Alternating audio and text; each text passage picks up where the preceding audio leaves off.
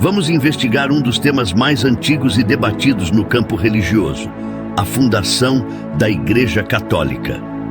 Durante séculos, esta instituição tem sido o alicerce central da fé cristã, com bilhões de seguidores ao redor do globo. Mas quem realmente está por trás de sua criação? Foi apenas uma manifestação simples de fé cristã ou existe algo mais obscuro em seus alicerces? Existem teorias que afirmam que a verdadeira criação da Igreja Católica está cercada de mistérios, conspirações e decisões políticas secretas. Será que o que nos contaram ao longo dos séculos é a verdade ou apenas uma parte dela? Prepare-se para mergulhar na narrativa dos segredos do controle do poder que perduraram por milênios. Mas afinal, quem realmente fundou a Igreja Católica? Ao investigar, a história oficial nos diz que a Igreja Católica tem suas raízes firmemente estabelecidas no solo do cristianismo primitivo, uma crença surgida do legado de Jesus Cristo e seus apóstolos. Após a crucificação de Jesus, seus discípulos espalharam seus ensinamentos por todo o Império Romano, enfrentando uma brutal perseguição e constantes desafios. Durante séculos, o cristianismo foi visto como uma seita rebelde que desafiava o poder de Roma e as religiões pagãs que dominavam a época. Mas aqui é onde a história se complica. Como um pequeno grupo sem poder militar ou político conseguiu sobreviver e prosperar, eventualmente se tornando a religião oficial do império mais poderoso do mundo. Foi apenas o carisma da mensagem cristã que possibilitou esse ascenso? Ou houve forças ocultas operando nos bastidores para mudar o futuro da religião? Um dos personagens mais significativos nesse processo foi o imperador Constantino, cujo papel na consolidação da Igreja Católica permanece cercado de controvérsias.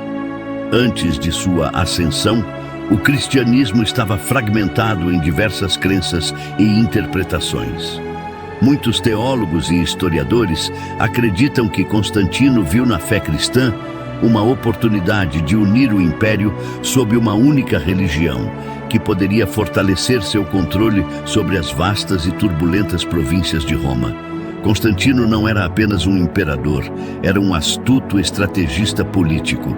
Seu famoso Édito de Milão, emitido no ano 313 d.C., garantiu a liberdade religiosa em todo o Império Romano. Porém, o verdadeiro ponto de inflexão ocorreu no Concílio de Niceia, realizado no ano 325 d.C.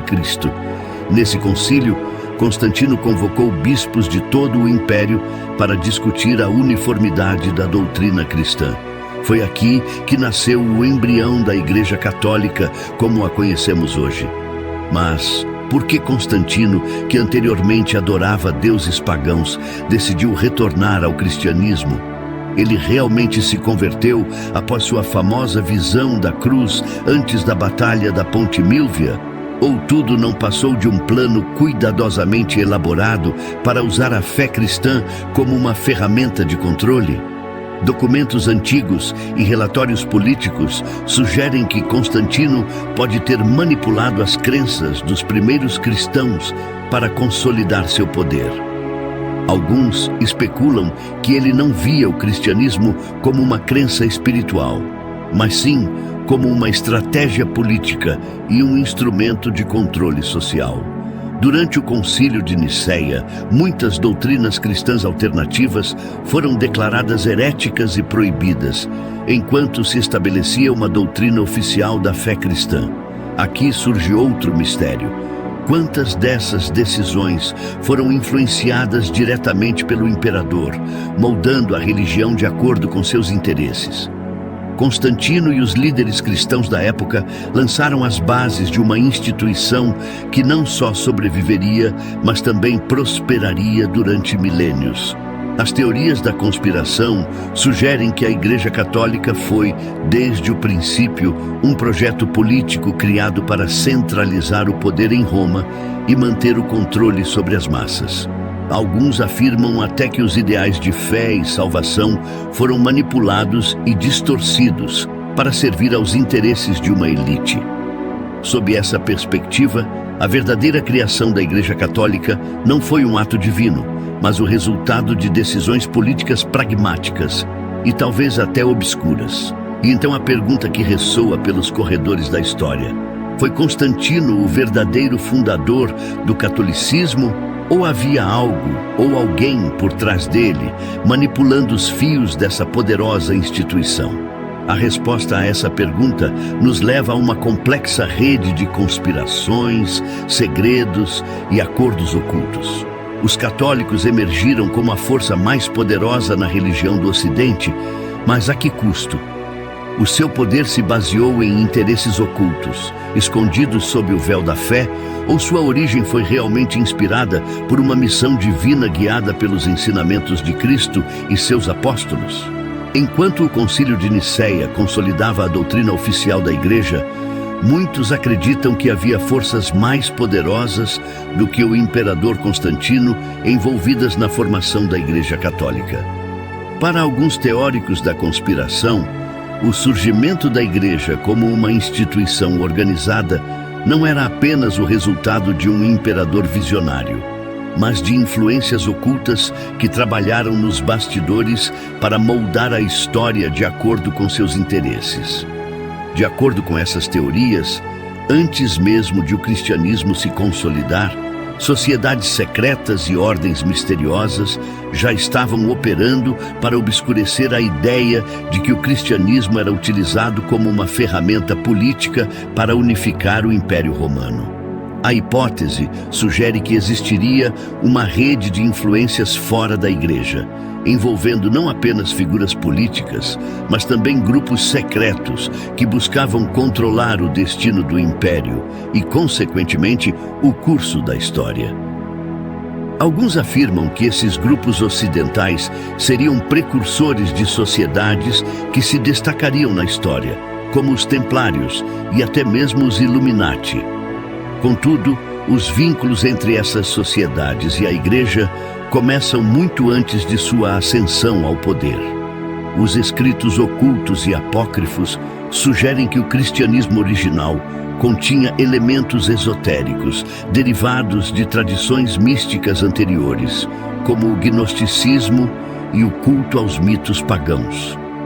No entanto, essas ideias foram reprimidas no Concílio de Nicéia, onde foram escolhidas as doutrinas mais convenientes para o controle imperial como base do cristianismo. Além disso, há evidências de que certos rituais e símbolos utilizados pela Igreja ao longo dos séculos têm origens pré-cristãs, o que levanta a questão de se a fé cristã foi adaptada e moldada por essas forças ocultas para servir a um propósito maior e mais obscuro. Alguns historiadores apontam o uso de símbolos antigos, como o símbolo da cruz, que teria sido utilizado muito antes do cristianismo em rituais pagãos, associados ao poder e à morte. O cristianismo, como o conhecemos, transformou as crenças antigas? Os defensores dessas teorias sugerem que a criação da Igreja Católica foi, em parte, um esforço para eliminar as ramificações mais perigosas de doutrinas primitivas que enfatizavam a autonomia espiritual e a conexão direta com o divino, as quais foram suprimidas enquanto a Igreja se tornava o único intermediário entre Deus e os homens. Isso consolidou não apenas o poder religioso, mas também o político da instituição.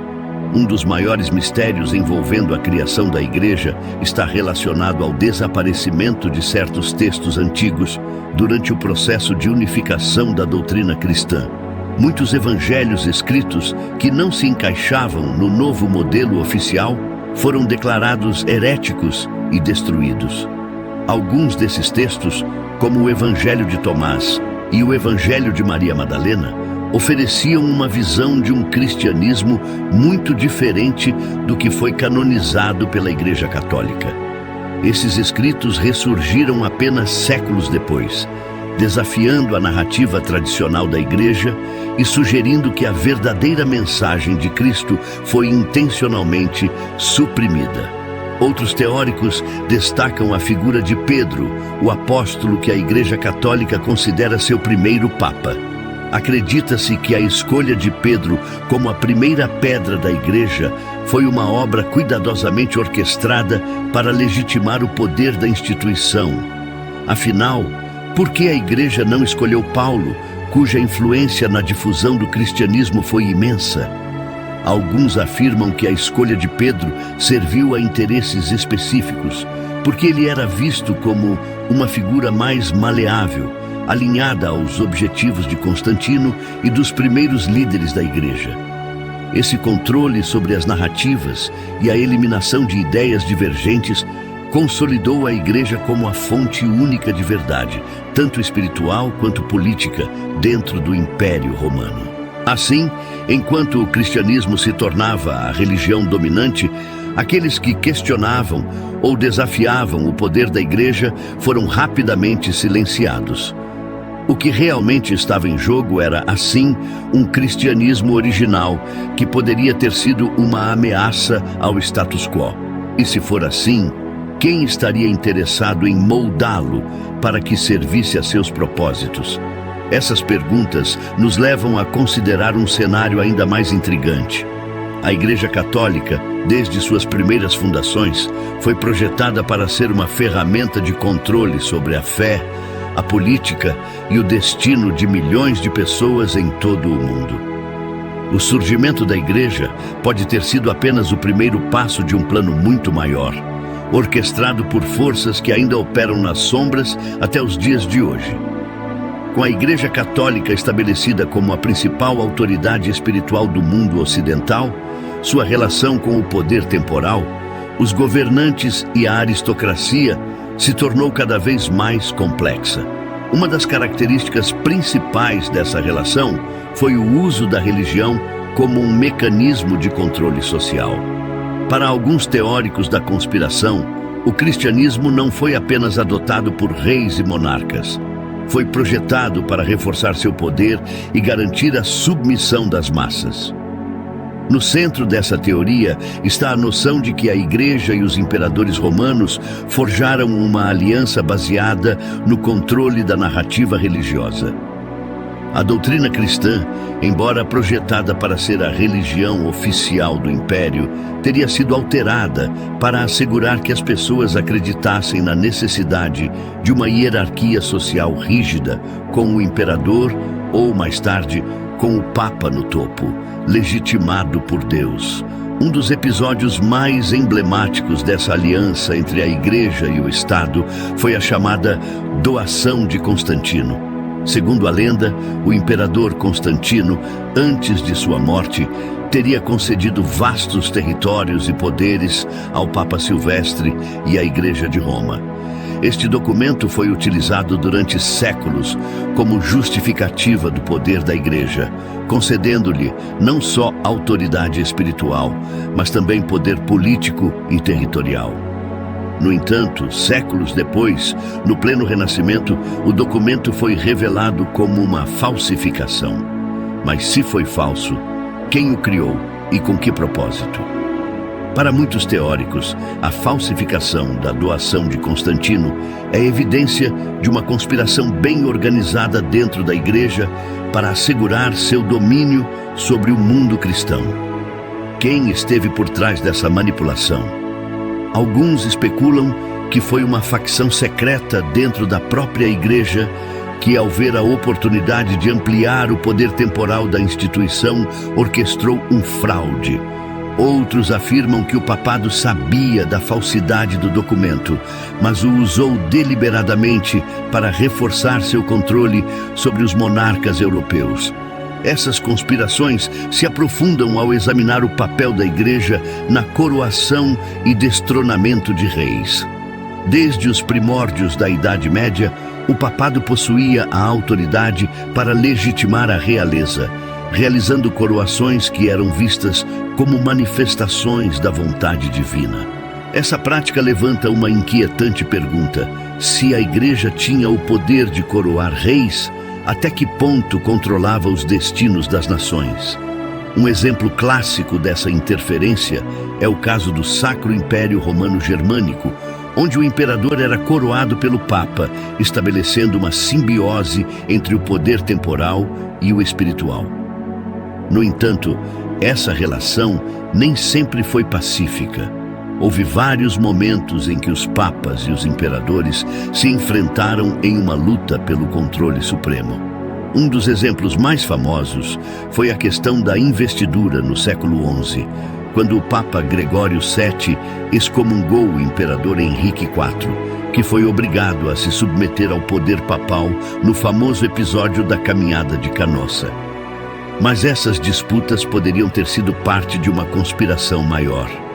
Há teorias que afirmam que essas lutas entre papas e imperadores eram, em muitos casos, encenações políticas para manter a população calma e distraída dos verdadeiros mecanismos de poder. De acordo com essas teorias, tanto a Igreja quanto os monarcas colaboraram em segredo, cada um desempenhando seu papel na manutenção da ordem social que garantia seus interesses. O controle da educação e da cultura também foi uma das ferramentas mais poderosas da Igreja durante séculos. A única fonte de conhecimento para grande parte da população europeia era a própria Igreja, que controlava as escolas e universidades. A Escola Palatina, criada por Carlos Magno e supervisionada por clérigos, é um exemplo de como a educação foi utilizada para promover ideias da Igreja e garantir que o conhecimento secular estivesse alinhado com a doutrina católica. Além disso, os escribas, responsáveis pela transcrição de textos, desempenharam um papel crucial na preservação e disseminação do conhecimento. No entanto, muitos acreditam que esses monges não se limitaram a transcrever textos religiosos, mas também alteraram sutilmente, eliminando ou modificando passagens que poderiam desafiar a autoridade da Igreja. Esse controle sobre o fluxo da informação permitiu à Igreja não apenas moldar a fé das pessoas, mas também influenciar o pensamento filosófico, científico e histórico em toda a Europa. Os defensores medievais dessa teoria sugerem que a Igreja escondeu muitos textos e conhecimentos que poderiam ter mudado o curso da história. Manuscritos heréticos, obras de estudos científicos que contradiziam a opinião da Igreja e até mesmo escritos filosóficos que desafiavam a hierarquia estabelecida foram sistematicamente destruídos ou apagados. Um dos casos mais conhecidos é o de Galileu Galilei, que, ao propor uma visão heliocêntrica do universo, foi condenado pela Inquisição. Mas a Igreja realmente acreditava que a teoria heliocêntrica era herética, ou havia interesses mais profundos em manter a visão geocêntrica, que reforçava a ideia de uma hierarquia divina com o Papa no centro? Seja por meio da falsificação de documentos, da manipulação da narrativa histórica ou do controle do conhecimento, a Igreja consolidou seu poder ao longo dos séculos, estabelecendo uma aliança duradoura com as elites governantes. Mas a pergunta continua: foram essas ações parte de um plano deliberado para controlar o destino da humanidade? À medida que a Igreja Católica se estabelecia como uma instituição dominante, não apenas controlava o destino político das nações, mas também teve um profundo impacto na vida diária das pessoas. O poder da Igreja ia muito além de questões espirituais, estendendo-se ao controle e mudança cultural de como os indivíduos viam o mundo e como interagiam com ele. Uma das ferramentas mais efetivas que a Igreja utilizou para manter o controle foi a Inquisição, uma instituição criada para identificar e erradicar a heresia. Embora muitos conheçam a Inquisição como uma série de tribunais destinados a perseguir bruxas e hereges, seu verdadeiro objetivo, segundo os teóricos da conspiração, era manter a população sob controle e garantir que qualquer desafio à autoridade da Igreja fosse rapidamente silenciado.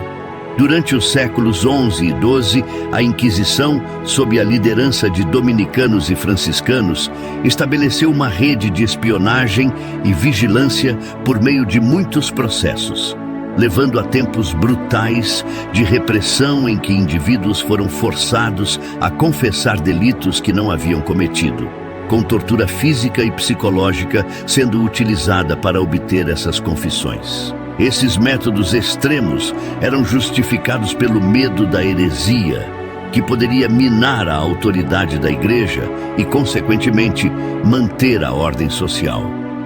No entanto, há teorias que sugerem que a Inquisição foi além de uma mera ferramenta de controle espiritual.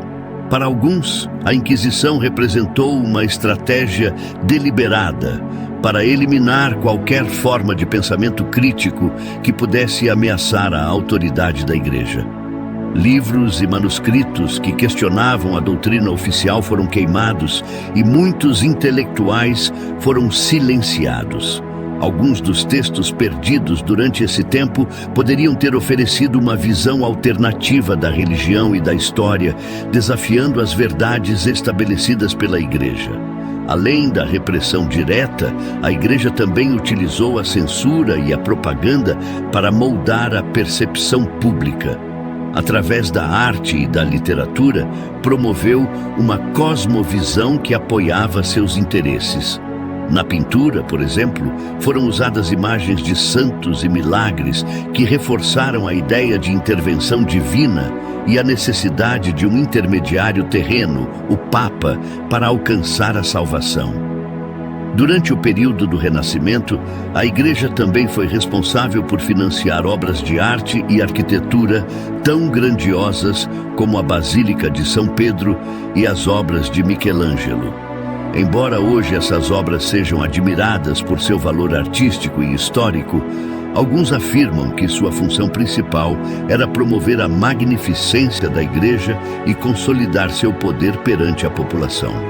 Essa ostentação de riqueza e poder ajudou a criar uma imagem de autoridade e legitimidade que desafiava qualquer crítica. Outra estratégia crítica utilizada foi a manipulação de festividades. Datas religiosas e celebrações pagãs foram adaptadas e incorporadas ao calendário cristão para facilitar a conversão de pessoas que já tinham suas próprias tradições. Por exemplo, a celebração do Natal foi situada no mesmo período das festas do solstício pagão, e a Páscoa coincidiu com festividades pagãs da primavera. Essa integração de rituais antigos ajudou a suavizar a resistência e a criar uma cultura cristã que parecia natural e inevitável. Mas a influência da Igreja não se limitou apenas à Europa. A expansão europeia no século XV levou a Igreja a intervir em novas terras, como as Américas. A conversão forçada dos povos indígenas e a imposição da fé cristã foram acompanhadas de violência e opressão. A missão de converter os pagãos frequentemente servia como justificativa para a colonização e o saque de terras. No entanto, há quem afirme que o controle social da Igreja não era uma consequência acidental, mas o resultado de um plano meticuloso para garantir sua sobrevivência e domínio. A Igreja sabia que a única maneira de manter seu poder era adaptar e moldar a sociedade ao longo dos séculos. Assim, suas ações podem ser vistas como uma estratégia deliberada para criar uma ordem mundial que funcionasse de acordo com seus interesses. Ao longo dos séculos, a Igreja desempenhou um papel crucial na formação da sociedade ocidental. Seus métodos de controle e influência social ajudaram a moldar a visão de mundo de milhões de pessoas.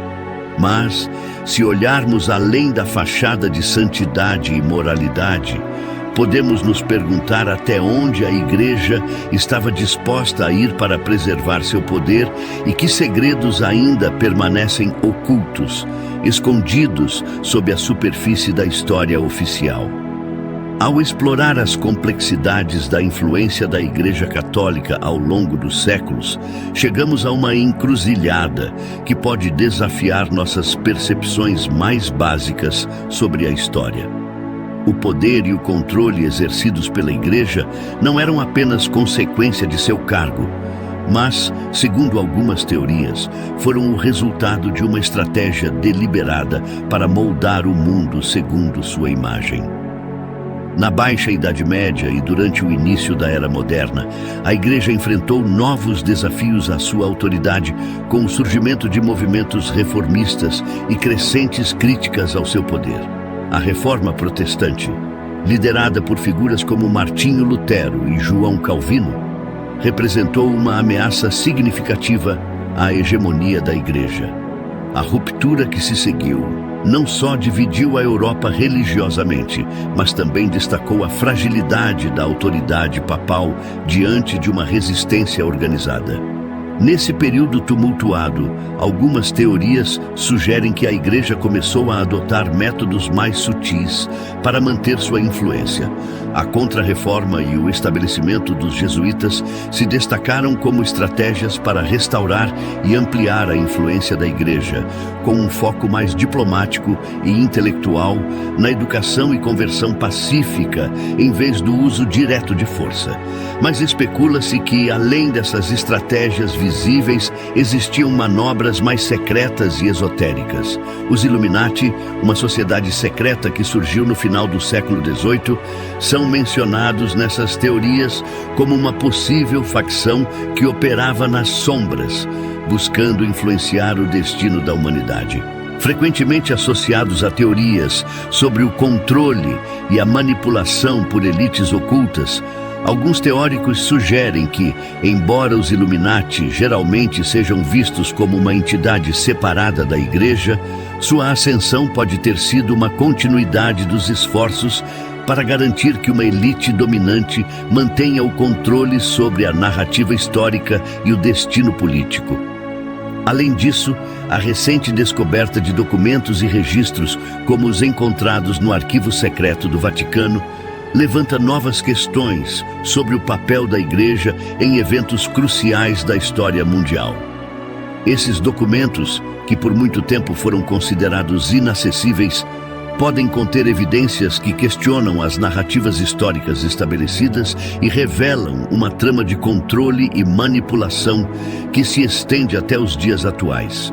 O verdadeiro clímax dessa teoria conspiratória talvez resida na ideia de que a criação e a evolução da Igreja Católica foram apenas o início de uma estratégia de longo prazo para controlar não apenas a espiritualidade das pessoas, mas também sua compreensão do mundo.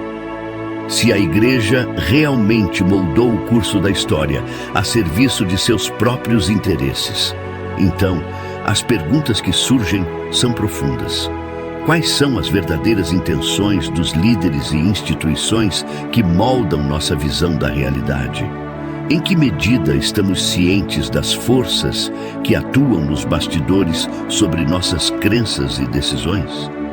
O mistério da criação da Igreja Católica, com sua complexa rede de interesses políticos, sociais e espirituais, deixa muitas perguntas sem resposta. Olhar para o passado é crucial, pois é importante lembrar que a verdade pode ser mais complexa e inquietante do que as versões simplificadas da história que nos são apresentadas. A história que conhecemos é apenas uma camada. Há muitas outras que podem mudar nossa compreensão do que realmente aconteceu. Chegamos ao final desta jornada de pesquisa sobre a criação da Igreja Católica e suas complexas redes de poder e influência na narrativa histórica. O que exploramos revela um panorama intrigante, onde a verdade e a ficção frequentemente se entrelaçam, deixando-nos a nos questionar sobre o que é real e o que pode ter sido manipulado. Compartilhe suas opiniões e teorias nos comentários abaixo. O que você acha sobre a influência da Igreja ao longo da história? Você acredita que há mais verdades escondidas, esperando para serem descobertas?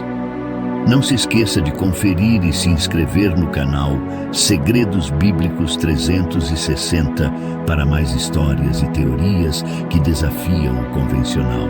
Obrigado por nos acompanhar. Aqui o mistério continua e a busca pela verdade nunca termina. Fiquem atentos para mais revelações e continuem questionando o mundo ao seu redor. Até a próxima.